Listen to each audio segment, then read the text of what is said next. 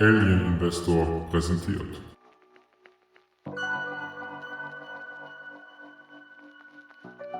Ganz kurz. Warum Aktien per DRS vom Broker wegübertragen? Kurzfassung. Mit DRS stehen deine Aktien direkt auf deinen Namen im Register des Emittenten, geführt vom Transferagent. Nicht mehr im Streetname beim Broker. Das senkt Intermediärrisiken und es gibt dir die Aktionärsrechte aus erster Hand. Zuallererst kauft ihr euch eine DRS-fähige Aktie bei Interactive Brokers. Weiterführende Informationen siehe meine Videobeschreibung. Drückt dann auf den Reiter Überweisen und Transferieren. Dann auf Position übertragen.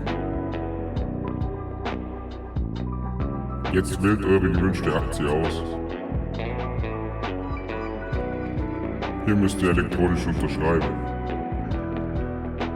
Nun bestätigt ihr eure Identität mit eurem Passwort.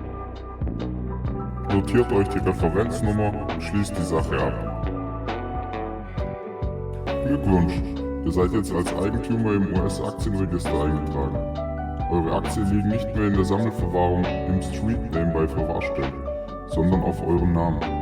Ganz ohne Abzockerprodukte von Crash-Propheten. Und das für rund 5 US-Dollar pro Transfer. Wenn's geholfen hat, liken, abonnieren, teilen und schaut auch in die Videobeschreibung.